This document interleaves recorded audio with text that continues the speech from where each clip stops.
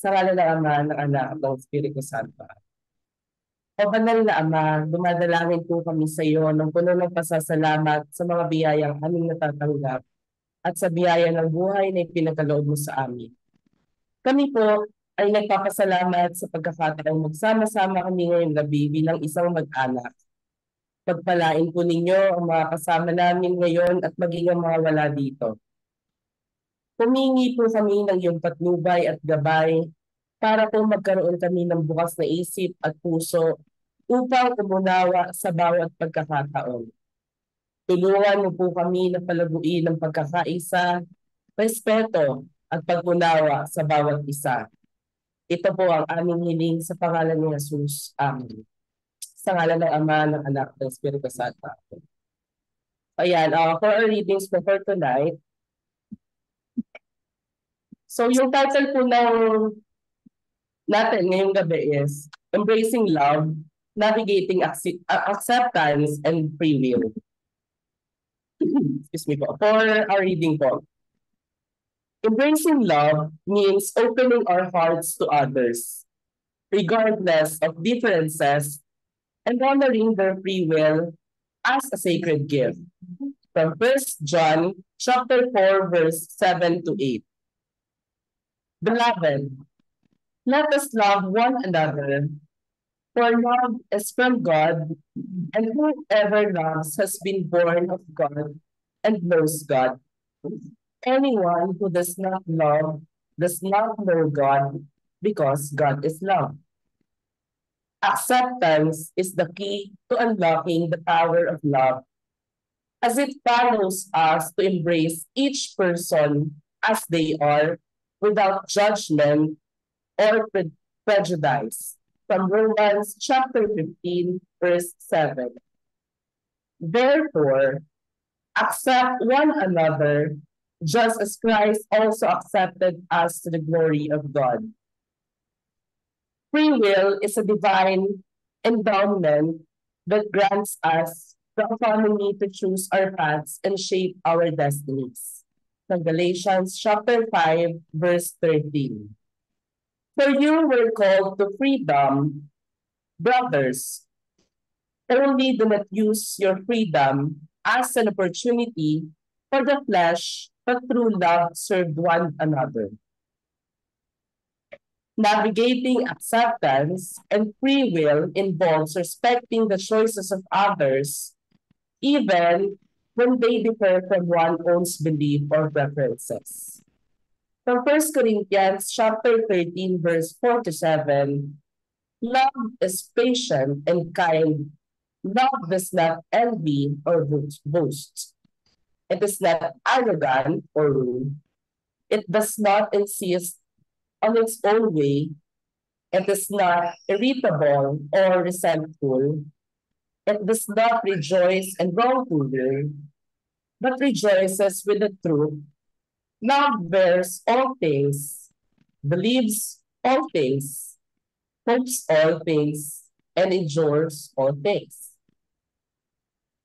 True love transcends barriers and unites us in the bond that celebrates diversity and fosters understanding. From Colossians chapter 3, verse 14, and above all this, put on love, which binds everything together in perfect harmony.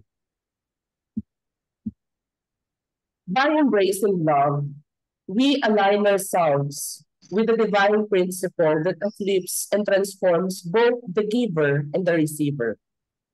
From 1 Peter chapter 4, verse 8, above all, keep loving one another earnestly, since love covers the multitude of sins. In the journey of life, love serves as our guiding light, illuminating the path of acceptance and empowering us to honor free will with compassion and grace.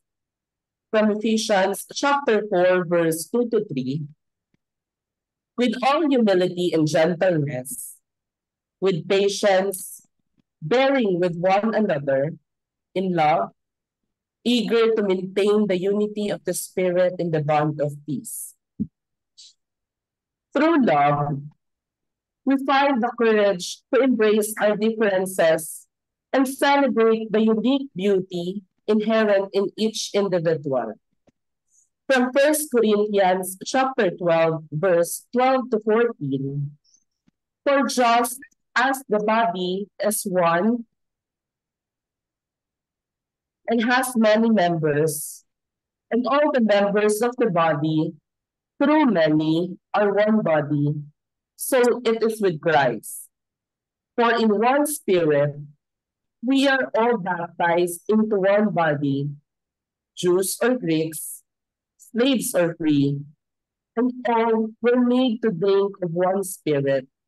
For the body does not consist of one member but of many. Love empowers us to extend kindness, compassion, and forgiveness to ourselves and others, fostering healing and reconciliation. From Ephesians chapter 4, verse 32, be kind to one another, tender-hearted, forgiving one another as God in Christ forgave you. In the embrace of love, we discover the true essence of our humanity and the interconnectedness of all beings in the tapestry of existence. From 1 John chapter 4, verse 12, no one has ever seen God. If we love one another, God abides in us, and His love is perfected in us. As we navigate the journey of acceptance and honor, free will with love, we become vessel of divine grace, manifesting the boundless compassion of the Creator. From Matthew chapter 22, verse 37 to 39, and he said to him, you shall love your Lord, your God, with all your heart, and with all your soul, and with all your mind. This is the great and the first commandment. And the second is like it. You shall love your neighbor as yourself. In embrace of love, we find solace, strength, and meaning, transcending the limitation of ego and embracing the interconnectedness of all in life. From John chapter 13, verse 34 to 35, a new commandment I gave to you, that you love one another just as I have loved you. You also are to love one another. By this, all people will know that you are my disciples if you have love for one another. And lastly, let us therefore walk in love, embracing acceptance and honoring free will. For in doing so, we embody the very essence of divine grace and fulfill our purpose as channels of love in the world. From 1 Thessalonians chapter 3, verse 12, and may the Lord make you increase and abound in love for one another and for all as we do for you. Thank you so much, and God bless us all. Thank you very much. Thank you, Jesus. Thank you, Brother John Paul. Thank you, thank you. So ayan po, start po tayo ng sharing natin for tonight. So ayun po, as we mentioned earlier, yung title po nung topic natin for tonight is about embracing love, navigating acceptance and free will. So you're not allowed to answer this question po, pero I want you to reflect on it the whole session natin ngayong gabi. So yung question is, do you think if you love someone, not romantically, you will accept them for who and what they are? How? So yun po yung gusto ko question na tumakbo sa isip niyo tonight while we're having sharing po. So, ayan. Kasi, for me, personal preferences, When nabasa ko yung question kanina, ang hirap para sagutin.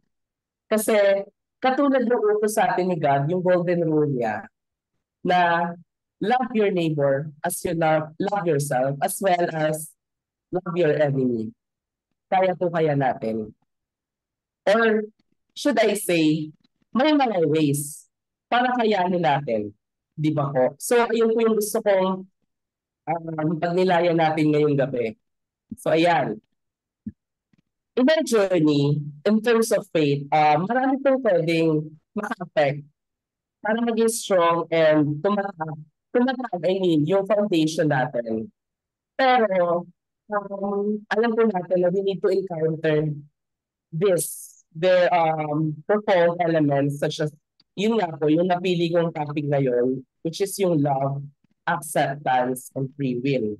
So yung mga concepts po na to, are not fundamental to our spiritual growth, but also integral to our relationships with one another, with divine. So let's delve into how we can navigate these aspects in our lives within our community, especially sa mga halipilo natin every day. And sa mga nakakasama natin sa work, sa school kung may mga students, or sa mga kasama natin sa church na lang, we as a server. So first, the first question, what love means to us? So kasi romantically, maraming factor na nakaka-affect when it comes to love. Nandiyan na yung you felt love because there's a 5 love languages. So, nandiyan yung physical touch, acts of services, words of affirmation, blah, blah, blah, blah. Pero, hindi tayo para mag-jump in sa romantically way kasi we're one community here. So, parang in terms tayo sa scriptural. So, first, may nabasa akong I mean book na The Shallow, yung title. Tapos yung author niya is si Paul Anka. Tapos dito ko nakuha lahat ng mga points na i-share ko po sa inyo ngayong gabi in terms of love, acceptance, and free will. So first, sabi, love is often described as the cornerstone of many faith traditions. It's a force that binds us together and connects us to something greater than ourselves.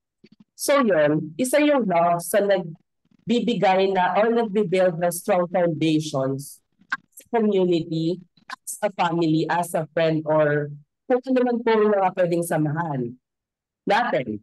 And it discusses the different forms of love. Andun papasok yung love for others, yung self-love natin, kung gaano natin kamahal yung sarili natin, and the divine love. So, dun sa book, meron siyang question na hindi sinagot ng author, and sinabi ng author doon, bago niya i-end yung chapter ng love is, how do these forms intersect in our lives? Sa madaling sabi, how love affects us. Kasi sabi niya, hindi niya nalagyan ng answer yung question nun kasi gusto niya, yung leaders, siya yung mag-isip ng way kung, nga, sa sarili mo, kasi iba-iba tayo ng opinion or iba-iba tayo ng affections when it comes to it. So, ang gusto niya, tayo ang sasagot ng question na yun.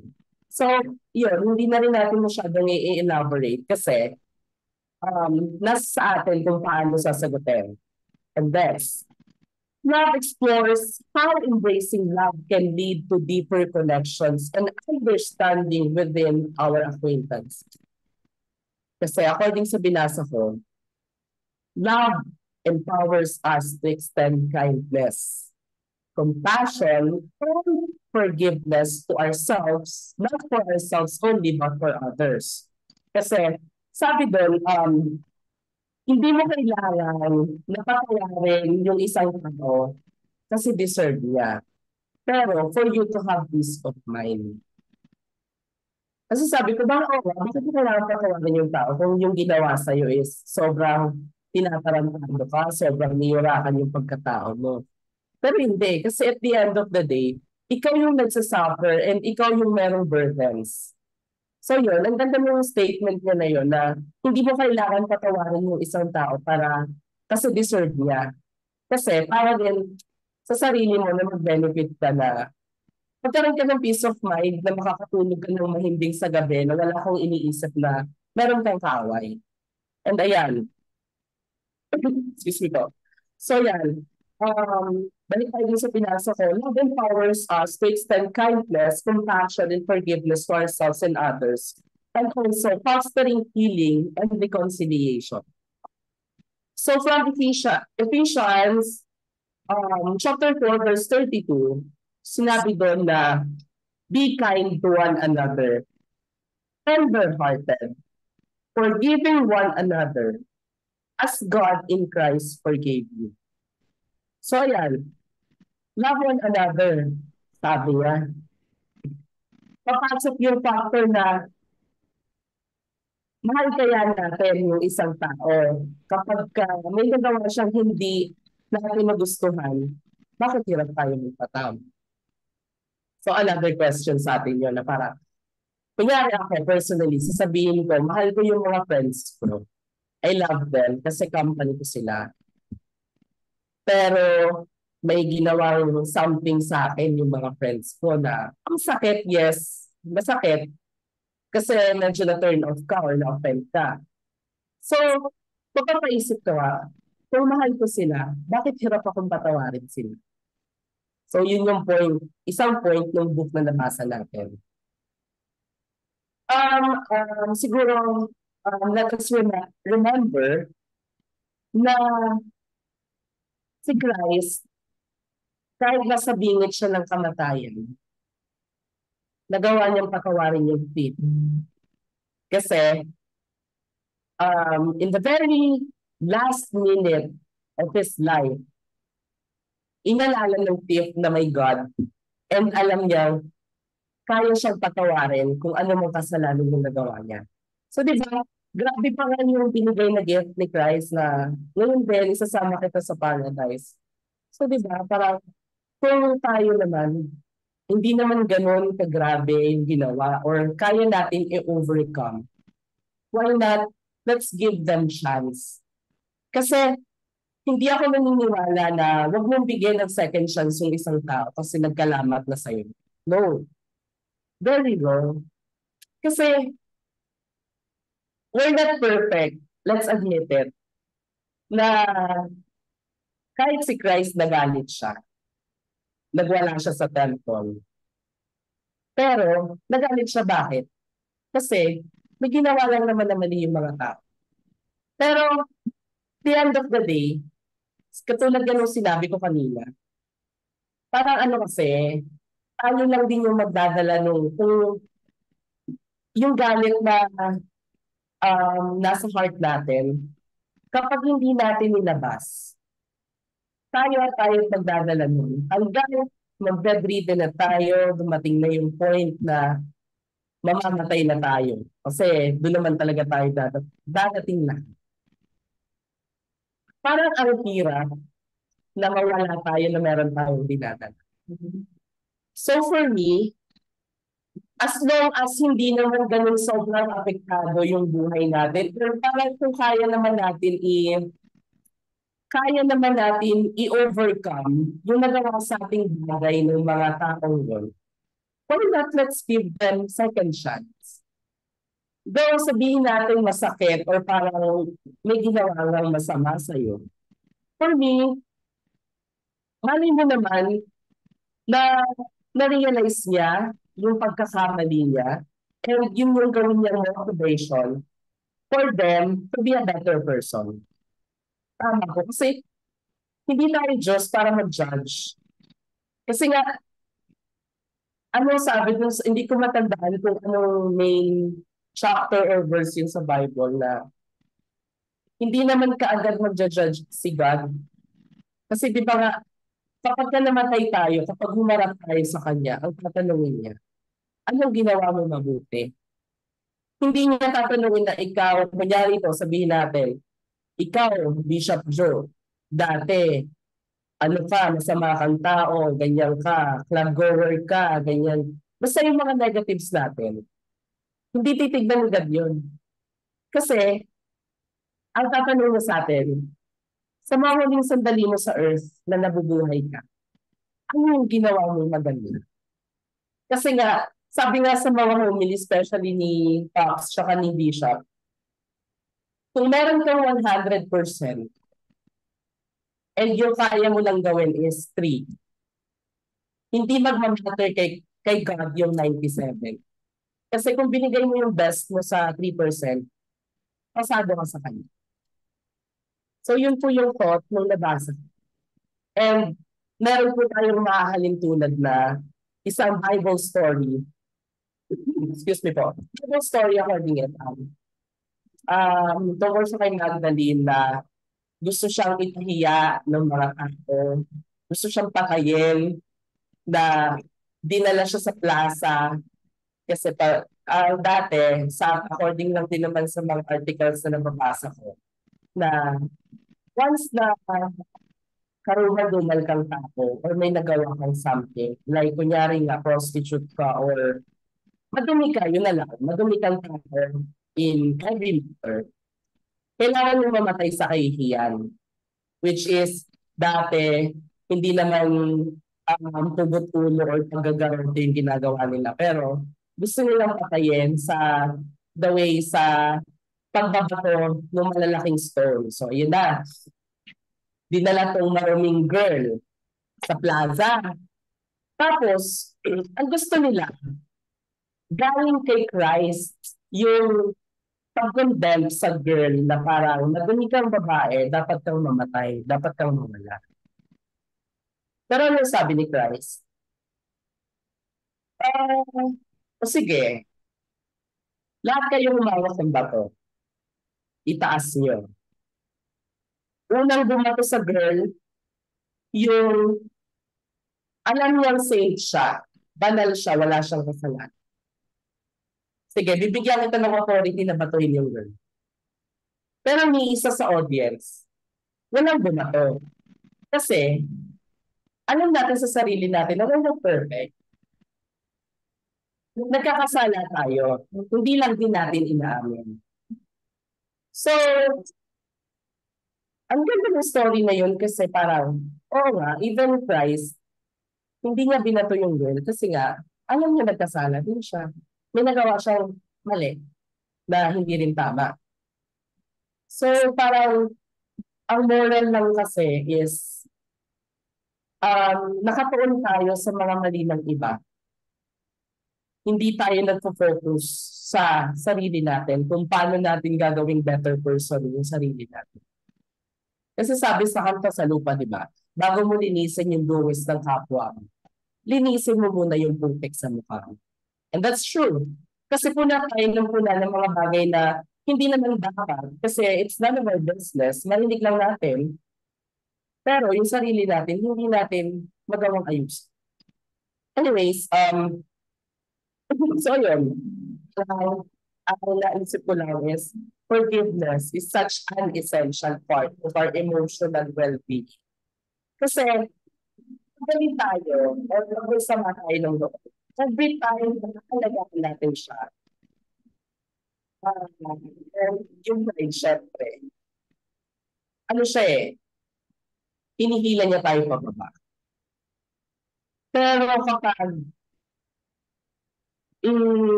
nagpatawad tayo and sabihin nga natin nagbigay tayo ng chance sa tao nagkamali na sa atin, it can lift us up.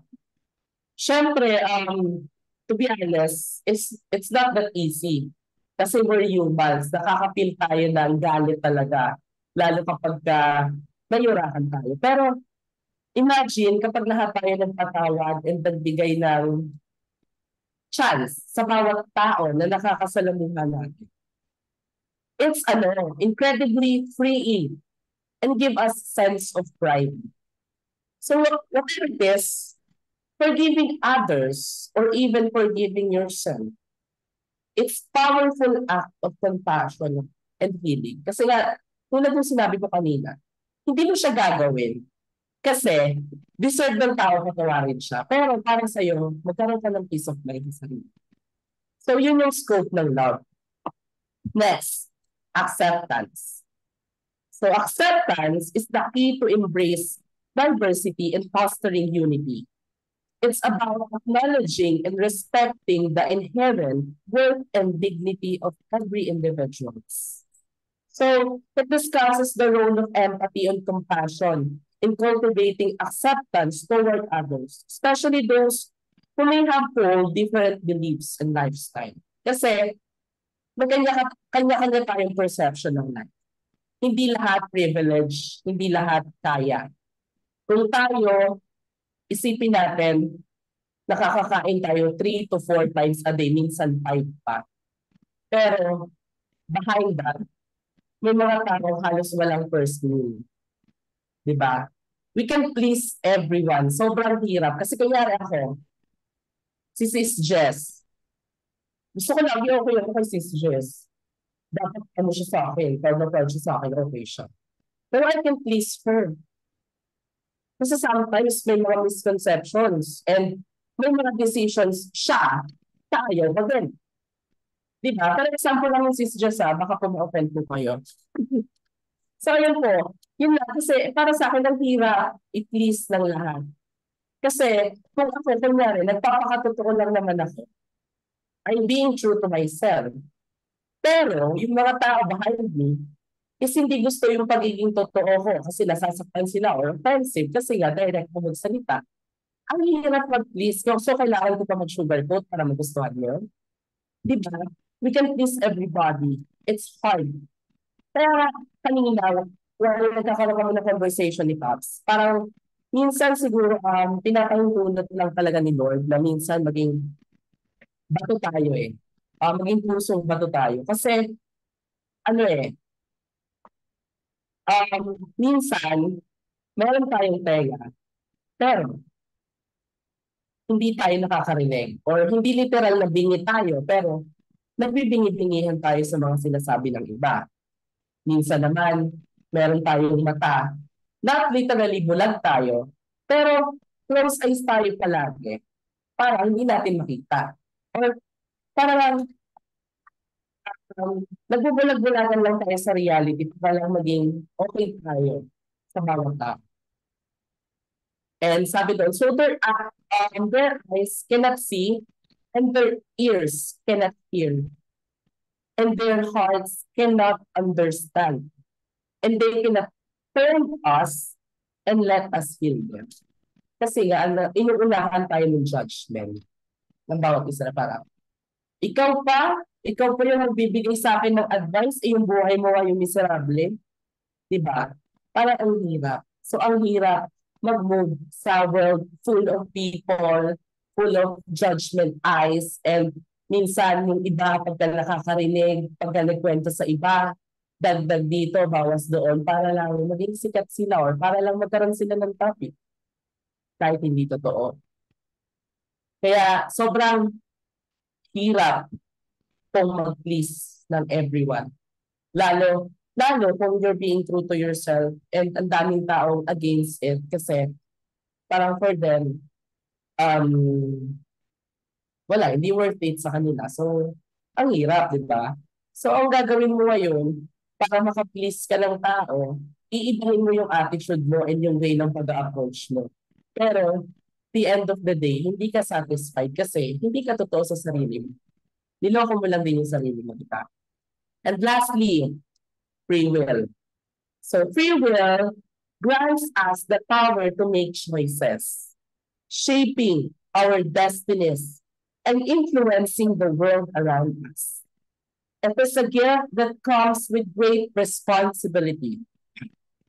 So, di ba, sobrang bait ni God kasi binigyan niya tayo ng gift of liberty, of being free. Kasi di ba nga, in Statue of Liberty sa US, siya yung symbol of independence and being free. So, sobrang bait ni God. Binigyan niya pa tayo ng privilege na maging free sa mga decisions na gagawin natin. So ano yun siya for me, nagbibigay siya ng isang pinakamataas na dignity as a human, na meron kang will to say no and to say yes. Meron kang will na pumili ng mga bagay na gusto mo. Di ba? Parang sobrang gandang privilege yun na isa sa binigay ni God na gift sa atin. Pero, the decision is always ours. Tulad ng sinasabi sa mga prayer meetings natin, redundant na nga paulit-ulit. Magmahal ka, magpatawad ka, tanggapin nyo ang isa't isa, etc., etc., etc. Pero, nasa sa atin yung desisyon kung susunod tayo o hindi. Pero, lagi natin tatandaan na yung actions natin, laging may consequences. So yes, binigyan tayo ni God ng free gift of liberty. Meron tayong freedom na mag-express and mag-explore ng life. Kunyari, syempre pag bata ka, wala ka naman sa'yo yan. Kasi nga, innocence of mind. Pero pag tumutong ka na ng teenager, nandiyan na yung mga temptations, nandiyan na yung mga mapupunta ka sa maling circles, pagtatrain ka ng mga bagay na mali, dadalhin ka sa mga lugar na alam nilang mababa ka. I mean, hindi mababa yung term na parang babagsak ka sa maling gawain. Pero, meron tayo freedom kung susunod tayo o hindi. Tulad ng sinabi ko, na every action has its consequence. So, kung nating mali, and nag-yes pa rin tayo, alam natin yung consequence nun. As well as alam natin tama. And sinunod natin yung tama. Mas maganda yung magiging consequence sa atin. Sabi sa Romans chapter 2 verse 6 to 8, God will repay each person according to what they have done on earth. To those who by persistence in doing good seek glory, honor, and immortality, He will give eternal life. But those who are self-seeking and who reject the truth and follow evil with anger and forgiving sa mga nakagawa ng mali, is sabi dito, alam mo natin yung patutubuan natin. Parang either of the two. Kapag gumawa ka ng tama, mag-enjoy ka sa eternal life. I mean, hindi natin kasi ng tama, mabuti din naman.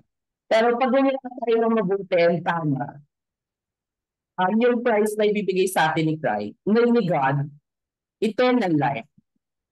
Pero kapag ka nagpakain ka sa galit, hindi ka marunong magpatawa, i-istabin mo na lang lahat and gumagawa ka ng wrong ways, swim ka na lang sa fire. Diba? So, for me, you have the privilege to choose, but choose. Pero choose wisely. So, huwag nating sasayangin yung privilege na binigay sa atin ni God na karapatang mamili. Kasi, nasa atin yun. Pero, tayo din lang magte-take ng consequences. So, ayun nga. Ang ganda ng topic natin for tonight. So, siguro to somehow, we've explored the interconnectedness of love, acceptance, and free will in our spiritual journey today. Sana, as we continue to navigate life's complexness, yung pagka sobrang grabe yung ginagawa sa atin ng life, especially kapag may mga trials sa dumadating sa atin. May we strive the build body ng tatlong principle na pinag-usapan natin, which is love, acceptance, and free will. Yung mga lesson na na-learn natin tonight, kung meron man. Ano kasi siya, maganda pag naging beacon tayo, yung tatlong principle na pag-usapan natin, which is love, acceptance, and free will. And dinadagdag ko lang, and respect as well. Sa mga taong makakasalanguhan natin, lalo-lalo na yung mga malapit sa atin. So, that's for my sharing for tonight. Thank you so much po.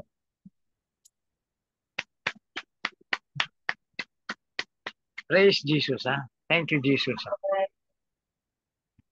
So, Bishop, kayo na po yung nagbigay po ng insights niyo po.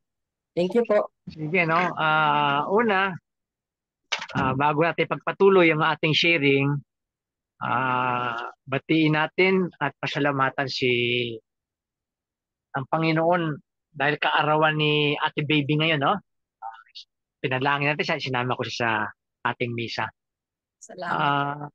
Oo, napakasaya natin ngayon dahil maganda message ni Lord sa atin through Brother John Paul. Nakapagbigay na nga sila ng recollection, no, sa Baras Rizal, no, kasama si Teacher Luis. Sa inyong level, kaya nyo na magbigay sa college level at pati sa mga Christians na matured na, no? Napakalalim, no? Para ako umattend ng recollection ngayon, no, kay Brother John Paul, no? So I am very happy na ginagamit ni Lord ng gusto si Brother John Paul at ang mga San Martin de Porres Church, no? Kaya ngayon ang message niya sa atin yung malawak, no, na pwede natin pagnilayan pa ng gusto, yung love, free will, and acceptance. At ang pinaka-goal nito, na sinabi ni John Paul, ay for our spiritual growth, no? For our spiritual growth, tsaka relationship natin with each other, no? Doon tumungo yung kanyang sharing, no, sa dalawang puntong yun, no? Our spiritual growth, tsaka relationship with each other. Dahil kung pagmamahal na to, itong love na ito, binibigyan tayo ng empowerment, no? Ayun yung sinasabi ni John Paul ngayon. Binibigyan tayo ng empowerment to be kind to other. Ang mahirap maging kind, no, sa ibang tao, no, lalo na at tanggapin sila. Itong love na ito, sinasabi ni John Paul, magbibigay sa atin ng empowerment, no? Dahil itong love na ito, it is the love of God, no? Sabi nga ni St. Thomas Aquinas, ang definition ng love ni St. Thomas Aquinas ay love is to desire the good of the other and to do it. No, so ang pag-ibig para kay St. Thomas Aquinas ay hangarin ang kabutihan ng kapwa at gawin 'yon, no? Tapos in example ni John Paul sa atin, Judgment Day, na we shall be judged on love. Ayun din sinabi ni St. John of the Cross, in the evening of our lives, we shall be judged on love. Kaya nga si Gospel ni St. Matthew, as on Judgment Day, sinabi ni Jesus, when I was hungry, you gave me food. When I was thirsty, you gave me drink. When I was naked, you clothed me. When I was in prison, you visited me. When I was sick, you cared for me. So, yung yung sharing sa atin ni Brother John Paul, ang konkretong ipangangailangan ng kapwa natin, no? Ay ang pag-ibig natin, no? Kaya, itong forgiving of our others, no? At nabasa ko nga lately sa inyong mga post sa Armor of Faith, meron minsan hindi pagkakasundo. No? Bahagi yun ng community natin, no? Alam niyo sa example, no? May Bible ba kayo dyan? Tignan niyo po sa Philippians 4:2. Sa Philippians 4:2, meron po kayong Bible dyan, Philippians 4:2, pwede sa English, pwede sa Tagalog, pwede niyong basahin yan. Philippians 4:2. Therefore, my brothers and sisters, you whom I love and long for, my joy and crown, stand firm in the Lord. In this way, dear friends, Okay. Yung verse 2 po, yung verse 2. Euodia and Syntyche. Oo. I plead with Euodia and I plead with Syntyche to be of the same mind in the Lord. And you too, my faithful partner, I want you to help these women, for they have worked hard with me to spread the gospel, no? Dito, pinakita sa mga leaders ng church, mga leaders ng church to ni St. Paul sa Philippians, sa Pilipay. Nag-aaway si Euodia at si Syntyche. Kaya sabi ni St. Paul, oy, tulungan niyo to, magkabatian to, itong mga si Euodia at Syntyche. Mga church leaders to. Nag-aaway, no? Ayan din po nangyari kay sa Galatians 2:11. Nag-away si Peter tsaka si Paul. No? Sa Galatians 2:11, no? Nag-away din yung dalawa nga, si Peter and Paul. At sa Acts 15:38, nagkasamaan ng loob si Paul tsaka si Barnabas. Kasi, pwede ba pakibasa yon sa Acts 15:38? Acts 15:38. Kasi, kung dati, magkakasama si, si Paul, tsaka si Barnabas, tsaka si John Mark, tsaka pero habang tumatagal, iniwan ni John Mark si Paul. Ngayon si Barnabas, gusto niya uli isama si John Mark, ayaw ni Paul. Kaya nagkahiwalay si Barnabas at si Paul. Pwede niyo mabasa yun, Acts 15:38. Para may maipakita lang kung point, no? Acts 15:38. Nakita niyo po yun? Acts 15:38. Tagalog ko English? Pwede po. But Paul did not think it right. Sorry. Sige pa.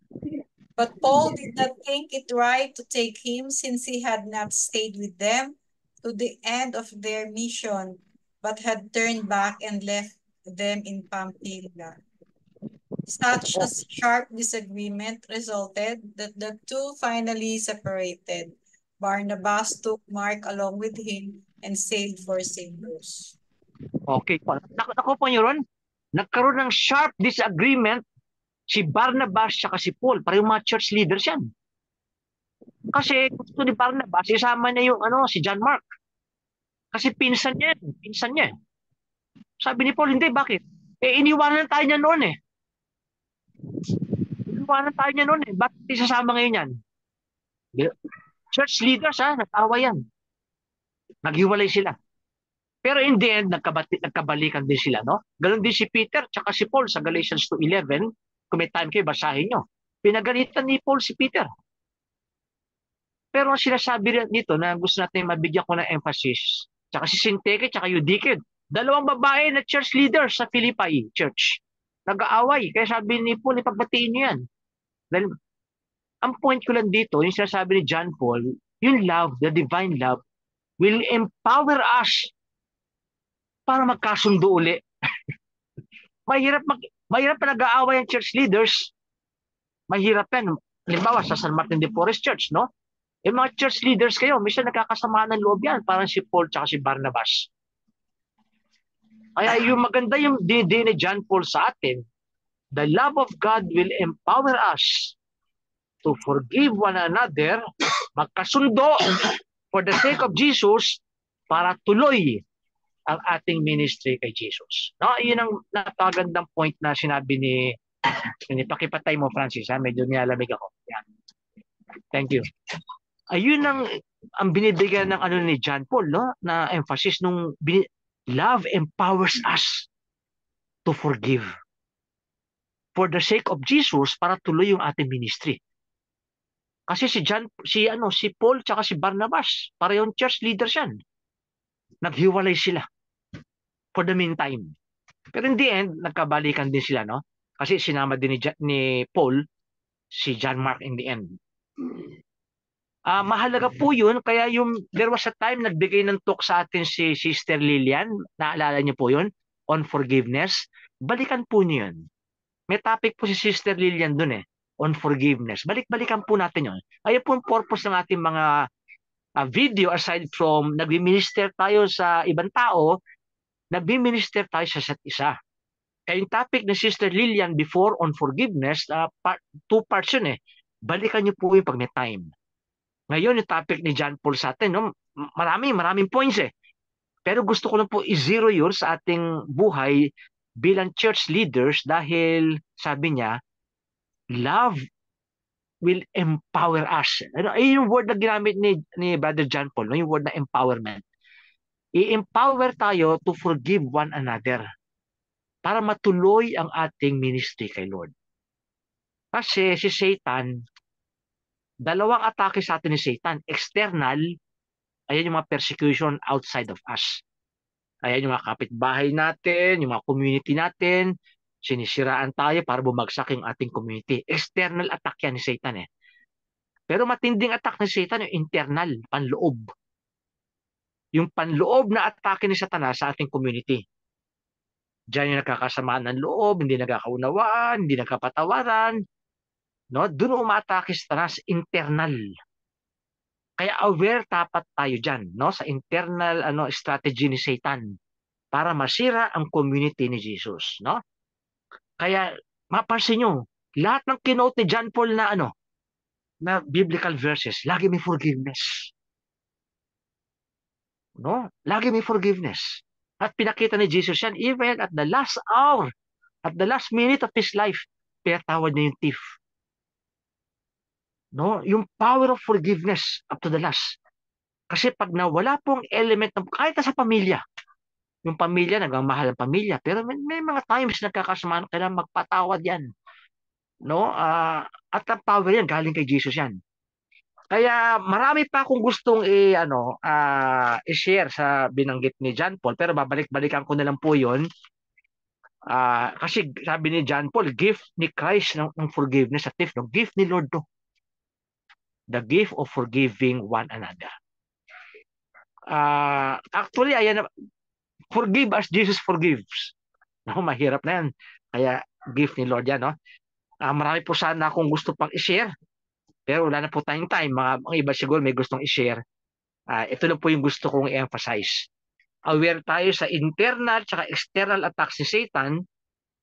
At balikan nyo yung talks ni Sister Lilian on forgiveness. At sinabi ni John Paul sa atin, love empowers us to forgive and to be kind, to be understanding to one another. No? So, ayun po message ni Lord sa akin sa sharing ni Brother John Paul. No? So, keep on sharing. Ilan taong ka na ba, Brother John Paul? Ilan taong ka na ba? 19 po. 19, malapit na yan. No? Kasi sa canon law kasi, 24, pwede ka na maging pare. No? Sa canon law kasi ng church, 24 years old ako. Anyway, very matured na yung mga sharing mo, mga insights mo. So, we praise and thank you, Jesus, for using John Paul to share your word with us. At patuloy tayong mag-share, no? Thank you, Jesus. Ayun, hanggang doon na po muna siguro, hanggang doon lang. Oo. Baka may gusto mag-share. Okay. Ito po, Bishop. Kayo po, sisters, baka may gusto po kayong idagdag about po sa topic po natin for tonight. Ako ba yon? Yes po. Yes. Siguro two things. Yung Bible principle na kung anong tinanim mo, yun ang aanihin mo. Tapos yung isa, yung sabi mo, being true to yourself. Mahirap yan. Kasi yan ang struggle ko. Yung masyado akong totoo sa sarili ko, nakakasakit ako. Kaya hindi pwedeng laging totoo ka dapat, totoo ka. Ganyan ako eh. Nagiging totoo lang ako. Sasabihin ko, gusto kong sabihin regardless kung masaktan ka. So hindi maganda. Kaya dapat yung being true to yourself, medyo may ano yan, may boundary yan. Kailangan maging maingat pa rin sa pananalita dahil pag in-apply mo yung being true to yourself, tulad sa case ko, ay nako, ang dami kong nasasagasaan talaga. Kaya without tayo dun sa being true to yourself in terms of speaking your mind, alam mo yon, yung ganun. Yun lang po. Thank you. Praise Jesus. Thank you, Lord, for your insights. Sister Emily po, baka may gusto po kayong sabihin or idagdag po sa topic natin. Sige, Brother John, di ako makahindi sa'yo kasi medyo na-late ako dahil yung internet ko napakabagal. Sorry po sa inyo lahat. Sorry, Brother John.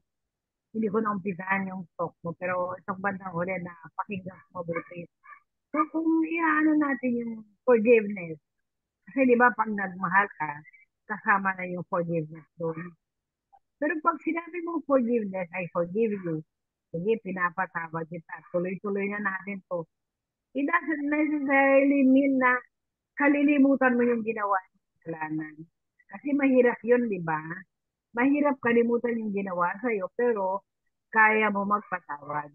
Siguro ang parang bottom line na lang na to, kapag patawad ka, tinanggap mo, let it be done na lang kung ano, so be it na lang kung ano yung mga susunod. Kasi kung sasabihin mong makakalimutan mo, mahirap kalimutan eh. Mahirap kalimutan lalo na kung inner, ano mo yan, kalooban mo ang nasaktan. Mahirap makalimot. Pero sabi nga, yung pag hiningi mo yung grace ng prayers kay God, hindi mo makakalimutan pero it will go with time. It will go with time hanggang sa napapansin mo nalalampasan mo na. Pero andun pa rin yung hindi. Ano nga ba, Bishop? Tatanong ko nga. Nalampasan mo na pero nababalikan mo pa rin dahil hindi mo makakalimutan. Pag napatawad niyo na po at bumabalik yung mga past memory, temptation na po yan. Hindi na po kasalanan yung temptation na yun and you get merits every time you overcome it. Okay. Kasi si Satan kasi sa chapter 12, accuser siya eh. Kaya ginagamit niya tayo para accuse natin yung mga nagkasala sa atin. Pero pero napatawad niyo na yun. Kasi forgiveness is not a matter of feelings, but a matter of willing. Magkaiba po yan. Kasi kahit naramdaman ko, masama ang loob ko. Pero pag sa will ko, pinatawad kita, meron ng forgiveness doon. At kung pinagdasal mo na siya, ayun ang mga sign na pinatawad mo siya. Pero pag bumabalik-balik lagi, wala na po yun. Temptation na lang yun ni Satanas. Temptation. Hindi say with our guilt. Pinatawad na ni Lord, pero pabalik-balik. Wala na yun. Ano yun? Strategy ni Satan yun para mawala tayo ng peace of mind. Kaya you just, wag nyo papansinin yun. Tapos na yun lang, you get double merits pag hindi mo pinapansin yun. It is already part of your sanctification sa iyong kabanalan. No? Kasi that's how we become holy. At tapos na yun, pero ano siya, bumabalik-balik. Every time na sabi mo, pinatawad ko na yan, you get merits from the Lord. No? Ayun po yung spiritual benefits nun, no? Ganon. Salamat po, Bishop. Ang ganda nun. Opo, oo. Every time na pabalik-balik na lang yan, pero ano na yun, tapos na po yun. Ano yung attack ni Satan internally. Kaya if you overcome it, may double merits ka. Oo. Ganon. Thank you, Bishop. Thank you rin, Brother John Paul. Oo, thank you. Very fitting yung topic ni John Paul ngayon. Very fitting, no? Very fitting. Thank you, Lord. Thank you, Lord. Thank you so much po sa mga nag-share kay Bishop, kay Sis Jess, and kay Sister Emily po. So siguro po last statement po kasi since about time na po. Bago po mag-closing, hingin po natin yung blessings ni Bishop. So ayan, forgiveness is good both for our mental and emotional state of well-being. It's us from carrying the burden of anger and resentment, allowing us to move forward with a lighter heart, and holding into grudges can be toxic and detrimental to our relationship and overall happiness. Plus, forgiving others often leads us to personal growth and stronger connection with others, and not only people, but with God. Ayan po. In behalf po of Armor of Faith Prayer Group, nagpapasalamat po kami sa Christ Family Prayer Group for inviting us and para bigyan po kami ng privilege na makapag-share po ng aming knowledge. So thank you so much po for that. In the name of the Father, the Son, and of the Holy Spirit, amen. Gracious Lord, as we conclude our time together, we lift up to you the theme of forgiveness. Help us, O God, to embody your unconditional love and grace by forgiving others as you have forgiven us. May we release any bitterness, resentment, or anger from our hearts to extend forgiveness freely. Give us the strength to reconcile with those who have hurt us and to seek forgiveness from those whom we have wronged. May your peace reign in our hearts as we choose the path of forgiveness. In Jesus' name we pray. Amen. Amen. Thank you, Lord. Thank you, Lord, for tonight, our appointment with Jesus, for blessing us. The sharing of Brother John Paul, Sister Jessica, Sister Emily. Pinagdasal po namin ang aming birthday celebrant, si Ate Baby, si Ate Edith, si Ate Emily, Sister Jessica, si Brother Alvin, si Brother Aldrin, at Sister Karina, ang San Martin de Porres Church, at ang Arm of Faith Prayer Group ng Christ Family Prayer Group. Lahat po ng mga pangailangan namin, Panginoon, itinataas po namin sa iyo. At ang iyong protection, yung guidance ay balutin mo kami, Panginoon. The Lord be with you and with your spirit. May Almighty God bless you with every blessing of heaven and earth, in the Father, the Son, and the Spirit. Thank you. God bless Thanks, you. Brother John Paul. Thank you po. Thank you po. God bless you. Okay. Yeah.